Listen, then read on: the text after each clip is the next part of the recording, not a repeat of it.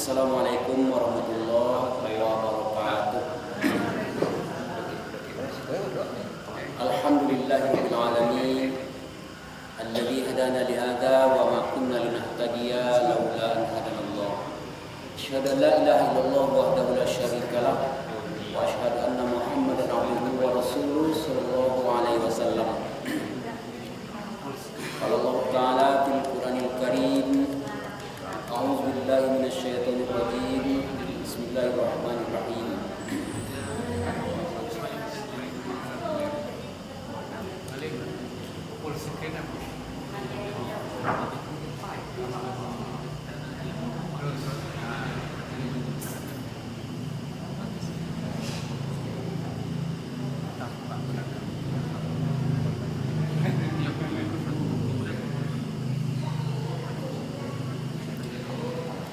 Allah Ta'ala fil Qur'anil Karim, a'udzu billahi minasy syaithanir rajim. Bismillahirrahmanirrahim. Wa laqad uhiya ilaika wa ila alladziina min qablika la in asyrakta la yahbatanna 'amaluka wa la takunanna minal khasirin. Surat Az-Zumar ayat 65. Shadaqallahul azim. Bapak Ibu sidang jamaah yang dirahmati Allah Subhanahu wa taala. Pertama sekali mari kita bersyukur kepada Allah pada malam ini kita dapat melaksanakan kegiatan diri kita dalam rangka mengulang-ulang membaca, memahami untuk kita persiapkan mengamalkan Al-Quran sesuai dengan yang dituntut oleh Allah dan Rasul, sehingga Al-Quran itu betul-betul dapat kita nikmati ketika kita masih hidup ini, dan memang benar-benar bisa menjadi harapan bagi kita dikala kita mesti pulang menghadap Allah Subhanahu wa taala. Oleh sebab itu Al-Quran itu kalau tidak kita baca dan pahami Al-Quran itu berulang-ulang, maka sangat mungkin Al-Quran itu akan menjadi hanya sebuah pajangan, kemudian bacaan yang mungkin bacaan yang tidak dipahami maknanya, sehingga sulit untuk dilakukan. Bisa jadi dia hanya akan menjadi sebuah mimpi-mimpi yang tidak akan pernah terwujud. Maka sangat penting kita terus mengulang-ulang Al-Quran itu, apalagi terkait dengan tauhid, dengan Allah Subhanahu wa taala, dengan keesaan Allah Subhanahu wa taala. Hari ini kita melihat memang sebetulnya tidak jauh berbeda dari zaman-zaman yang sudah, bahwa sejak zaman Nabi Adam sampai akhir hayat kita, ujian penghalang-penghalang tentang ketaatan kepada Allah ini akan terus saja berlanjut, akan terus saja berjalan. Cuma saja mudah-mudahan kita jangan pernah terlena, jangan pernah terlalai, jangan sampai kita menjadi orang tersesat di perjalanan sehingga baru tersintak ketika ajal telah datang. Apalagi kalau sampai setelah masuk liang kubur baru tersintak sadar ingin kembali ke dunia, tentu itu tidak lagi ada ceritanya. Maka selagi kita masih di permukaan tanah ini, masih hidup, nyawa masih bolak-balik dalam jiwa kita, dalam badan kita, mata di muka masih bisa melihat, telinga masih mendengar, badan kita masih bisa bergerak, maka mari terus kita memahami siapa sebenarnya Allah Subhanahu wa taala, dan kenapa mesti kita pelajari siapa Allah, apa penghalang-penghalang mengenalnya, supaya kita betul-betul bisa merdeka hidup di dunia. Jangan sampai tertipu. Bapak Ibu sidang jamaah yang berbahagia, kemarin beberapa waktu yang lalu telah kita sampaikan bahwa penghalang-penghalang mengenal Allah Subhanahu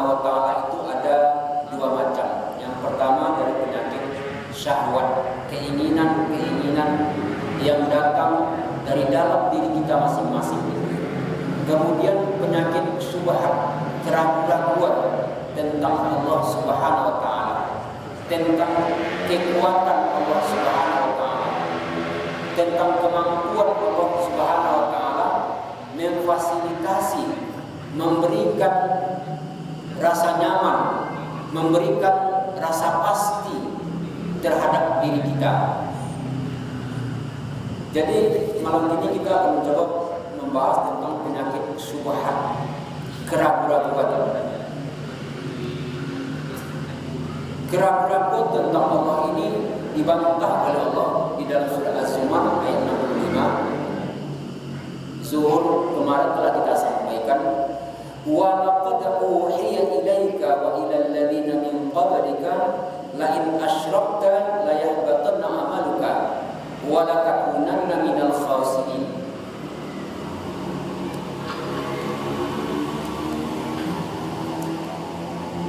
Di sini ada kalimat wa laqad. Dalam bahasa Arab ini dua kalimat penegasan yang berulang untuk memastikan bahwa itu sebenar-benarnya. Itu tidak hanya sebuah kalimat sambil lalu yang tidak begitu penting diperhatikan, tetapi kalimat yang menyatakan bahwa wa dan la sungguh, qad sebenar-benar sungguh. Jadi sudah ditegaskan, kemudian dipertegas lagi. Iko iyo, sabotu iyo kan bawa yakinlah, jangan ragu lagi begitu. Jadi kata Allah, wa laqad uhiya ilaika, dan sungguh telah aku wahyukan kepada engkau wahai Muhammad, wa ilal ladzina min qablik, dan telah aku wahyukan pula kepada nabi-nabi sebelum engkau. Jadi bukan hanya kepada Nabi Muhammad disampaikan, aku sampaikan kepada Muhammad, dan kepada orang sebelummu sudah aku sampaikan juga, bahwa la in asyrakta, jika engkau duakan aku, atau engkau tinggalkan aku, atau engkau anggap ada yang lain setara dengan aku, kata Allah,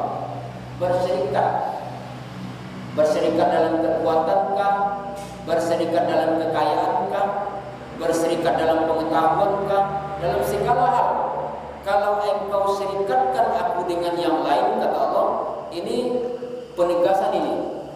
Jadi dikatakan oleh Allah, wahai Muhammad, telah aku katakan kepada orang sebelummu, dan sungguh telah aku katakan, yakinlah kau, jangan ragu-ragu, sudah aku katakan.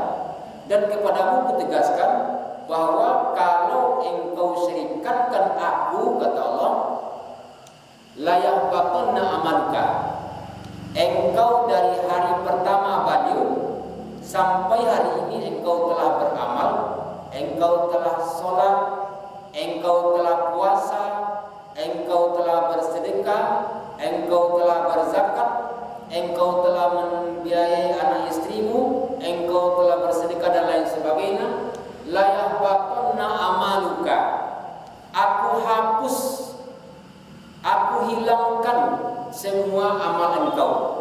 Jadi percuma mubazir engkau sholat selama ini, mubazir engkau sedekah selama ini, mubazir engkau segala amal yang telah engkau lakukan, semuanya mubazir, kalau dengan catatan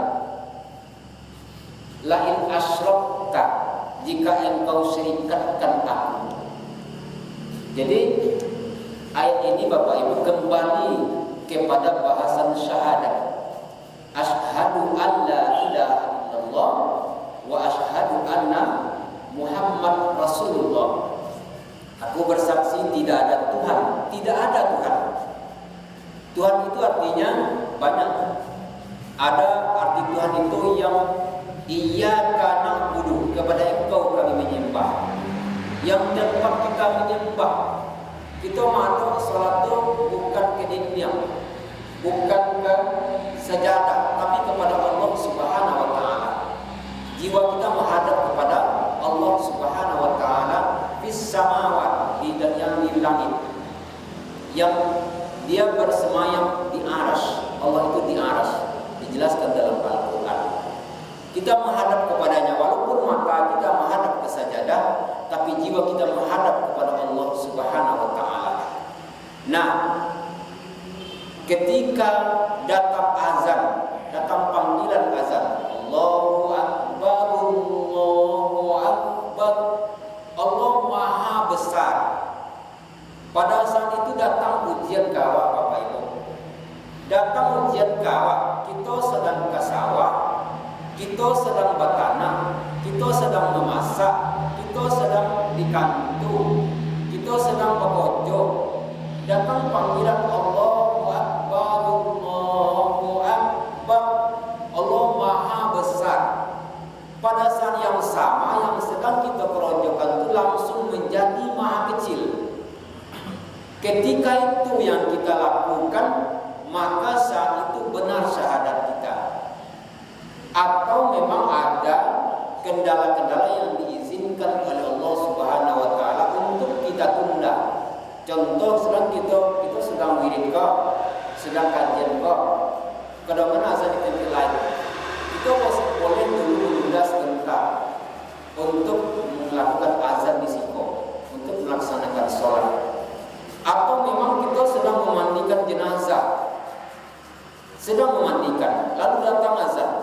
Itu atur kaedah-kaedah yang membolehkan kita tunda dulu sholat kita karena ada kewajiban yang sedang kita lakukan dan itu kewajiban Allah juga kepada kita. Boleh kita tunda. Tetapi ikut kerojo sedang kalau ditinggalkan tidak masalah. Apalagi kalau yang sedang kita kerojokan itu yang dilarang oleh Allah Subhanahu wa taala. Lalu datang panggilan Allah, Allahu Akbar, Allahu Akbar, Allah Maha Besar. Sementara kita masih membesarkan pekerjaan kita. Pada saat itu terganggu syahadat kita. Terganggu syahadat kita ini. Allah mengecilkan Allah yang Maha Besar. Kita mengecilkan pekerjaan kita masih sebesar Allah juga. Apalagi kalau pekerjaan kita itu jauh lebih penting bagi kita dibanding panggilan azan. Dan ada seketik pun terpanggil untuk melaksanakan sholat. Kita pada saat itu telah mensyarikatkan Allah Subhanahu wa taala. Tetapi tentu pada tingkat yang masih belum begitu berat. Kalau sampai sholat itu kita tinggalkan, maka kita telah asyrakta, telah engkau syarikatkan aku, kata Allah. Kalau dari hati awak tidak ingin melaksanakan sholat, lama tidak ada dan berkehendak kita melaksanakan sholat, asyrakta, engkau telah mensyarikatkan. Maka akibatnya layak batal namamuka, akan aku hapus amalmu, kata Allah. Jadi di siko kita memang dituntut untuk selalu hati-hati di hadapan Allah Subhanahu wa taala. Kemudian wala takunanna minal khasirin. Ketika panggilan azan datang, engkau kita masih mendahulukan pekerjaan kita masih menunda-nunda, kita apalagi sampai meninggalkan sholat. Bukan hanya di akhirat kita akan merugi. Wala takunanna minal khasirin. Tentulah kamu termasuk orang yang merugi. Kita berdoa Bapak Ibu, ya Allah, ya Rabb, ya Wali, ya Mujibas Sa'ilin. Ya Allah, wahai yang Maha Kaya, wahai yang Maha Penolong, wahai yang Maha Pemberi, Ambo butuh hari kini ya Allah. Ambo butuh hari kini ya Allah. Ketika kita menunda ketaatan kita kepada Allah, Allah pun akan menunda mengabulkan doa kita.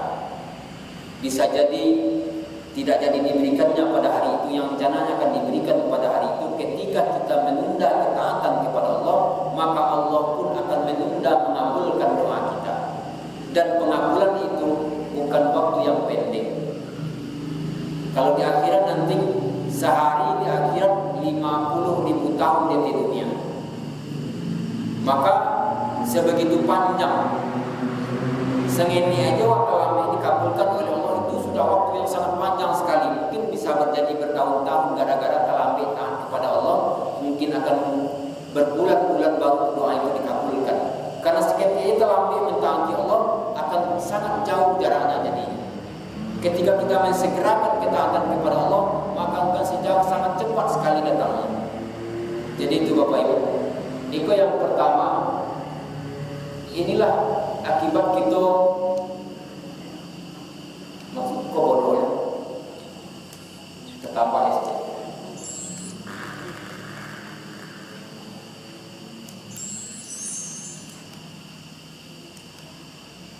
Bodoh tentang Allah Subhanahu wa taala. Kita tidak begitu belajar tentang Allah Subhanahu wa taala. Kalau misalnya Bapak Ibu kita kini mungkin termasuk orang yang kalau bersedekah mungkin lantin kita bersedekah. Kalau korban masih ada kita yang memiliki korban gini Bapak Ibu, baik di Siko atau di Sumbo atau di Topi lain. Mungkin korban kita sadar-sadarnya mungkin lah termasuk dalam korban lah, satu korban. Kalau anu soto kita berkorban, sebetulnya Allah telah memberikan rahasia sebetulnya untuk kita bisa ikut berkorban. Kalau kita berkorban, kalau di masjid awak korban 2,5 juta, 2.500.000 rupiah. Kalau kita berpedoman kepada ayat Allah Subhanahu wa taala dalam surat Al-A'raf ayat 160, Allah telah mengatakan man jaa bil hasanati falahu asyru amsalihha. Kalau engkau beri aku satu, kata Allah, engkau bersedekah di jalanku satu, maka aku pasti ganti kepadamu 10 kali lipat. Kalau kita kan ikut korban 2,5 juta, kita cukup bersedekah 250.000. Sedekah kita 250.000, lalu mintalah kepada Allah. Allah katakan, ud'uni astajib lakum. Berdoalah kepadaku, aku pasti kabulkan. Kemudian ana zonni abdi, aku sesuai sangkaan hamba. Kalau kita bersedekah 250.000, lalu kita minta kepada Allah, ya Allah, aku sudah bersedekah 250.000 ya Allah. Aku berniat untuk ikut korban 2.500.000 ya Allah. Maka buktikanlah janjimu ya Allah. Mana ya Allah? Engkau janjikan kalau engkau memberi 1, aku ganti 10. Kini aku sudah memberi 250.000 ya Allah. Aku ingin berkurban 2.500.000. Mana dia ya Allah? Itu janji Allah dan boleh kita minta. Allah malah menyuruh kita berdoa. Ud'uni, berdoalah kepadaku. Astajib lakum. Aku akan kabulkan. Nah itu karena kita kurang tahu dengan Allah, kurang paham dengan ayat-ayat Allah, kita merasa kita tak mampu berkorban. Kita tak bisa mampu datang ke masjid, kita tak mampu banyak hal. Sebetulnya kalau kita tahu siapa Roh kita, benar-benar tahu kita siapa Tuhan kita, maka hidup ini akan menjadi sangat mudah. Ternyata begitu, sangat mudah. Kadang-kadang malah Bapak Ibu, kalau kita bahas-bahas banyak tentang Allah, maka kita akan sangat mungkin tidak ada yang berutang. Kita cukup bersedekah, lalu sampai hajat kita. Kalau kita kaum muslimin ini lah banyak yang suka berutang. Nah, ibu-ibu ada yang berutang apa? Ibu di belakang ada ibu yang berutang di mana? Bu, ada ibu yang berutang apa? Ada yang berutang di mana? Lihat dulu ya. Papa ada yang berutang? Banyak ya.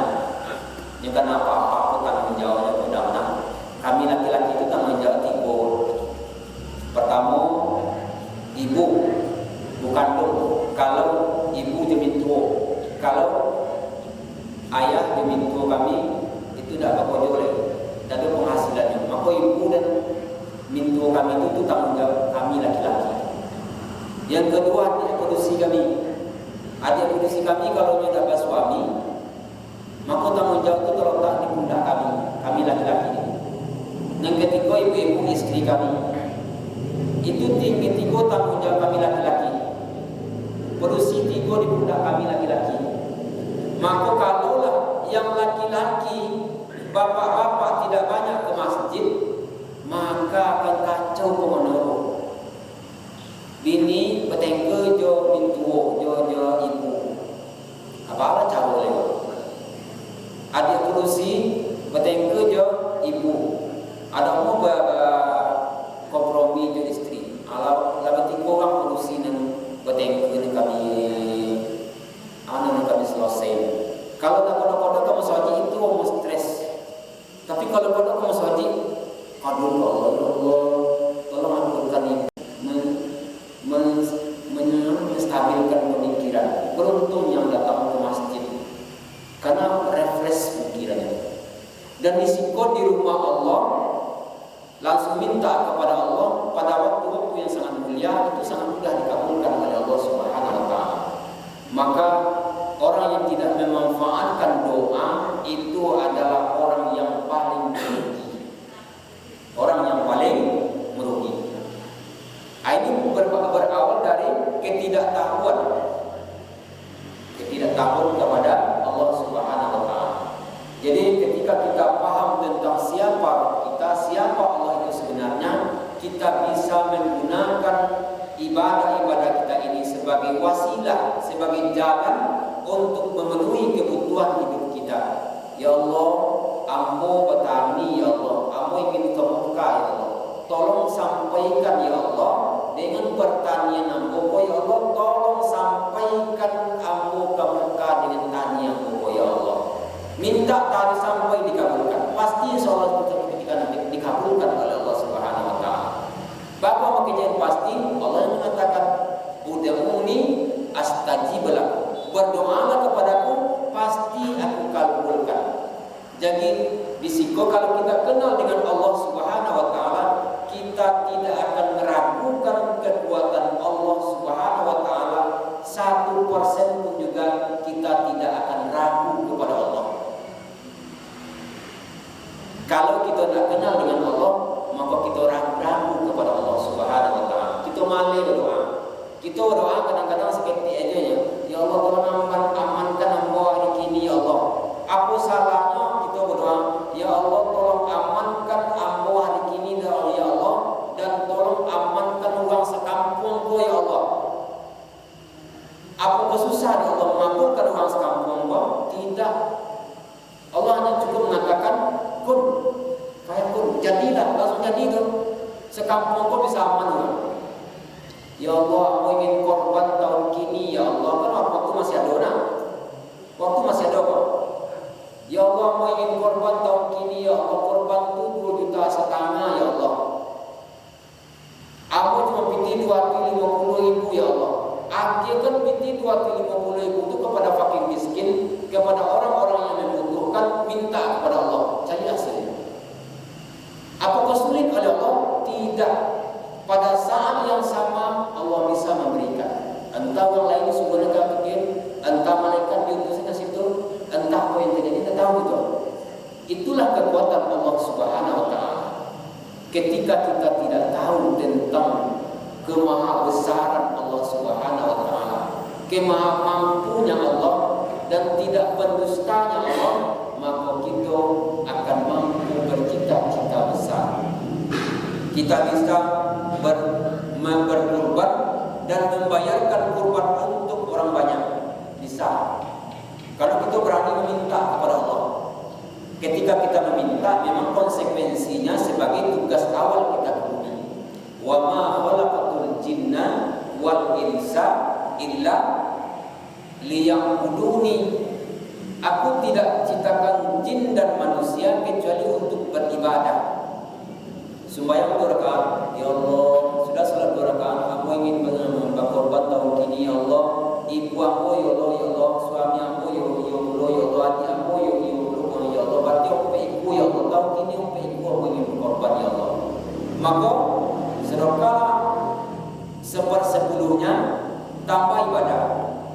Sudah salat sunat, salat duha 6 rakaat, tambah salat tahajud dikolek, tambah salat hajat deh. Tambah perbanyak ibadah, berdoa kepada Allah, bersedekah sampai itu. Bapak modal itu Allah yang berjanji.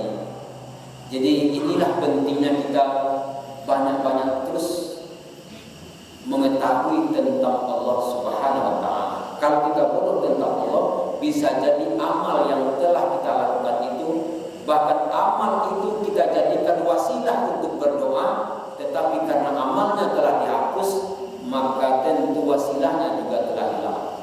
Maka oleh sebab itu, mari kita pelihara niat kita dan tauhid kita kepada Allah Subhanahu wa taala. Jangan ragukan Allah, ketika dipanggilnya segera datang. Ketika disuruhnya segera laksanakan. Maka di saat kala kita meminta kepada Allah, Allah pun akan menyegerakan kebutuhan kita. Yang kedua, ragu-ragu yang tadi itu. Pertama, Anda tahu, tidak tentu Allah itu berjanji seperti itu. Awak kurang belajar doa, gimana ragu-ragu?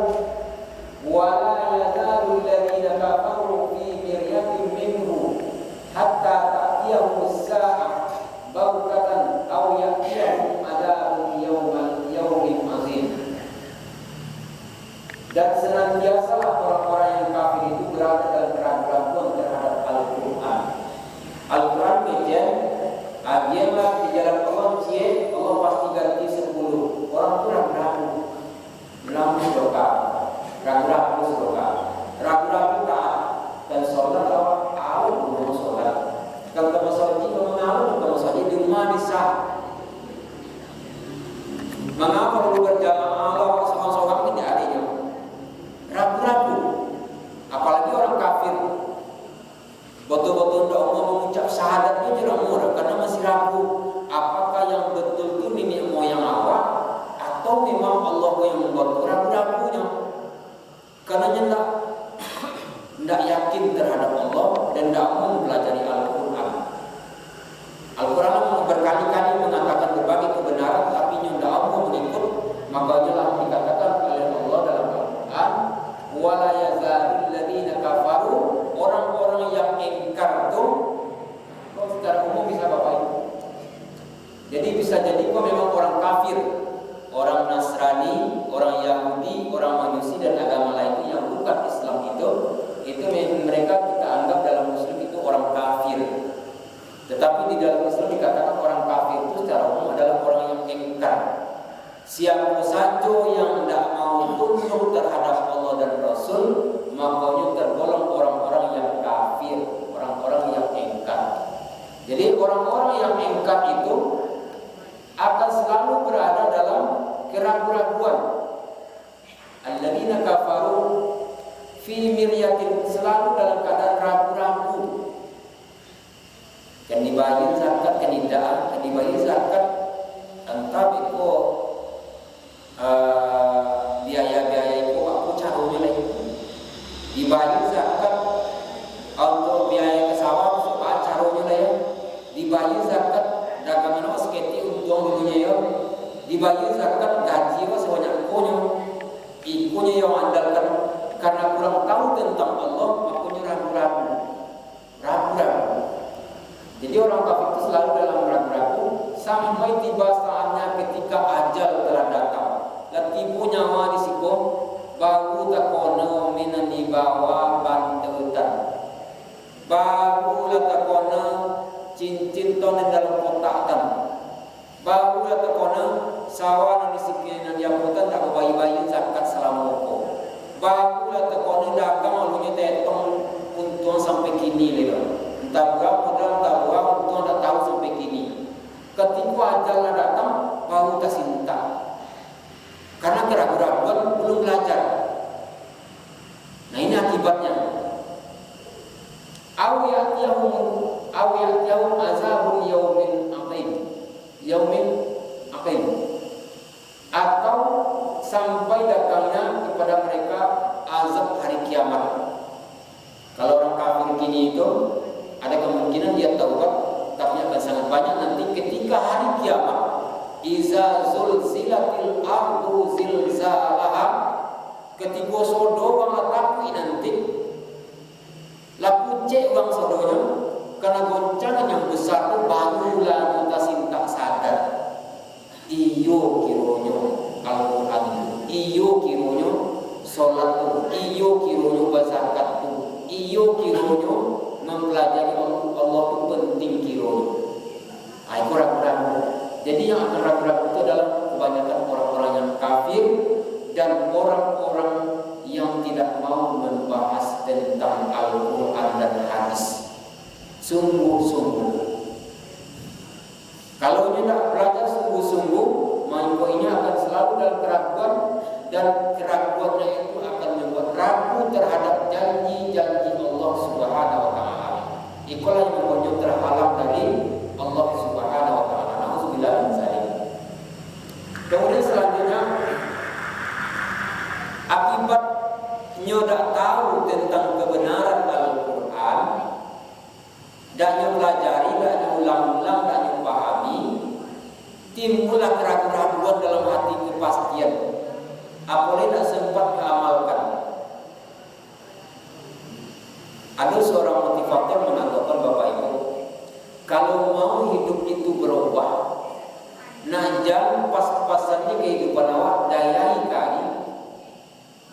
Nah jangan hanya berharap, mohon maaf ya Bapak Ibu ya, mohon maaf.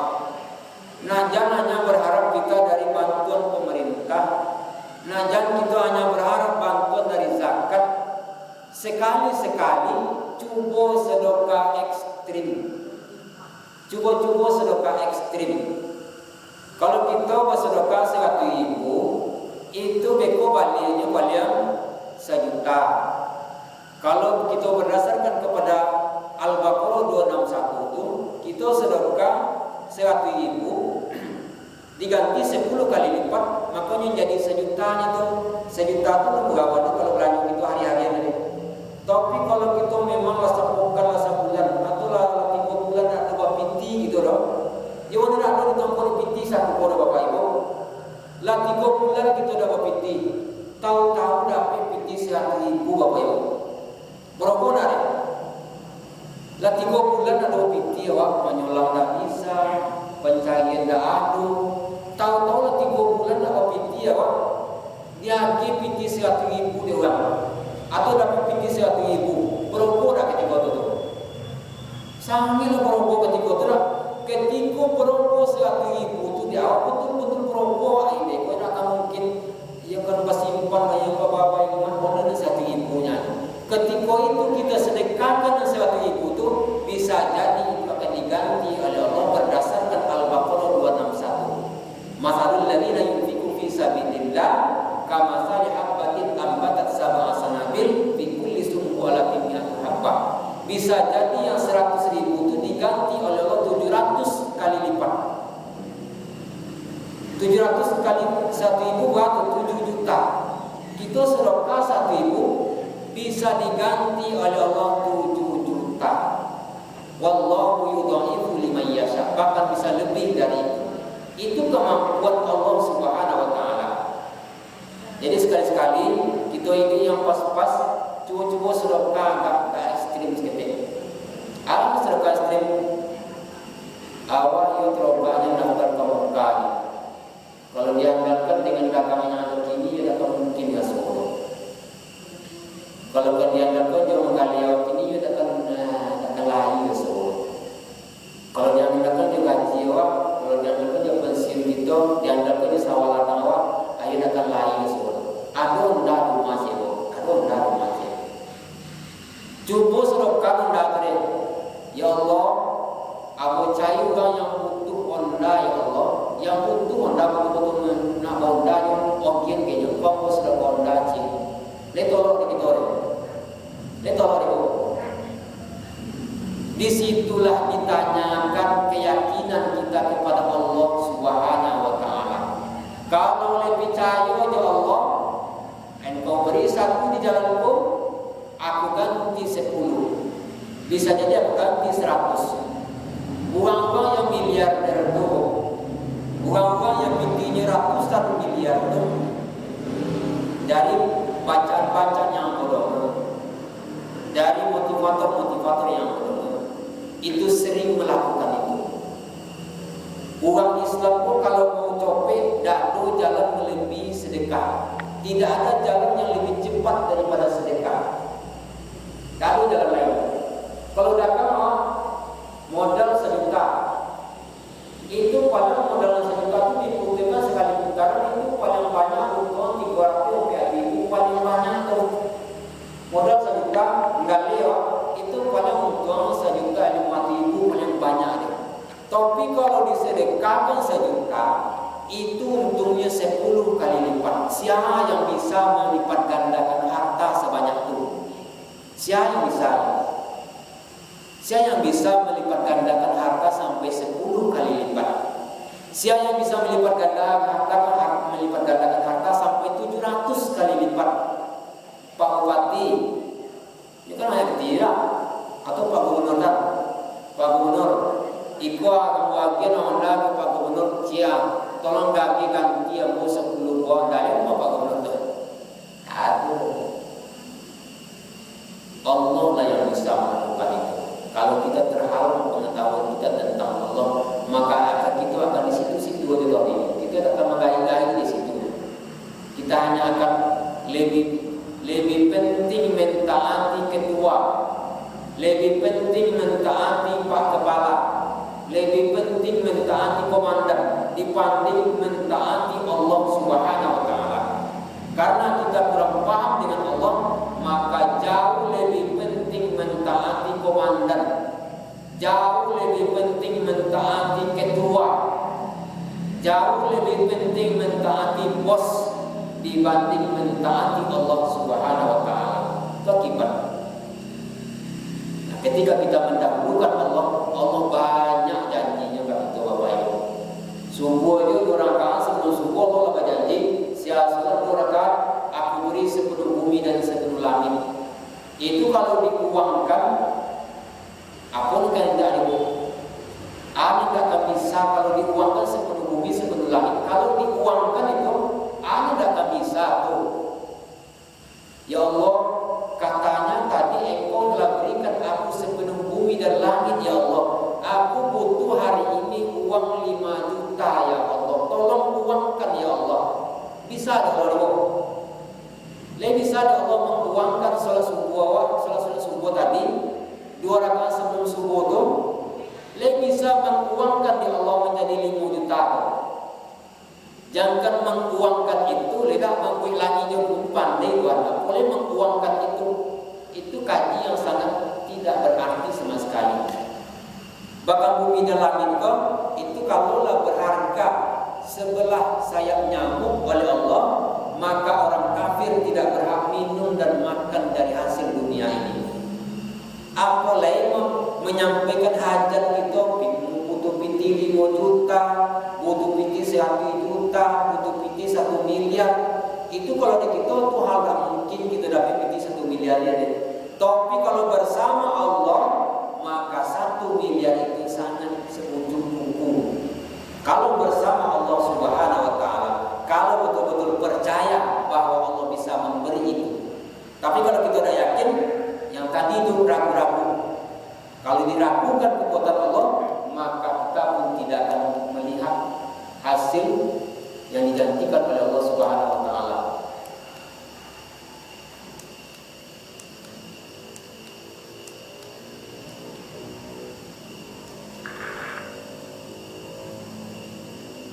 Sehingga kita menjadi menyimpang. Menyimpang tadi itu ketika orang azan, ketika orang datang memboli, awak ragu-ragu orang memboli pun dulu dilayani kah atau Allah Subhanahu wa Ta'ala. Kurang tahu di Allah, ragu-ragu di Allah, akhirnya menyimpang. Datang panggilan Allah, ikulah contohnya kecil Allah baca-baca lah Al-Quran tu, tidak sempat dan segini dah, tidak sempat berdoa gini dah, tidak sempat istighfar gini dah. Nabi aja pun istighfar 1 kali sehari. Awal istighfarnya tidak sempat dah. Apa begitu? Mojo banyak bonem. Karena tidak tahu, karena ragu-ragu, terjadi penyimpangan. Kalau yakin ya Allah, maka pojok itu pasti kita tinggalkan dulu. Allah dulu asalnya dapat berdoa ya Allah, aku ini butuh binti 5 juta ya Allah, aku salah hajat 2 rakaat, aku istighfar 1 kali ya Allah, aku baca surat Al-Baqarah sampai tamat ya Allah, tambah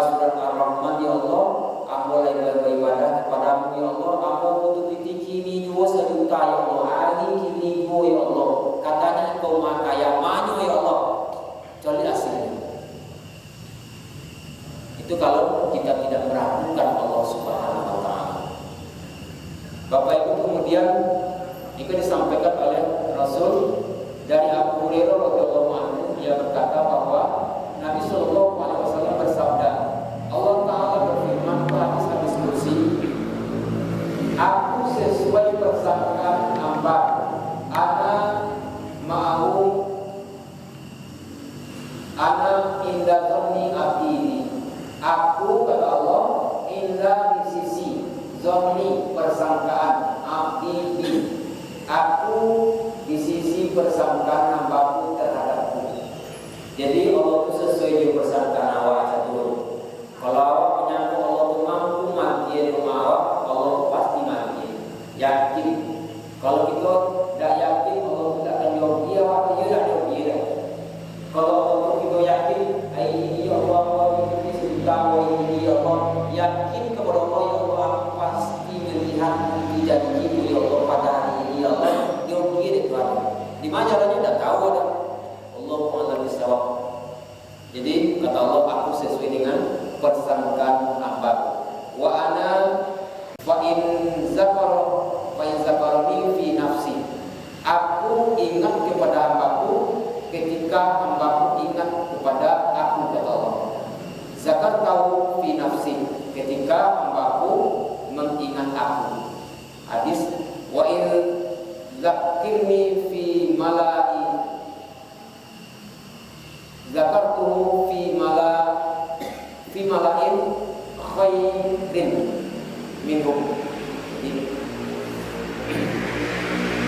Jika ia mengingatku saat kesendirian, aku akan mengingatnya dalam diriku.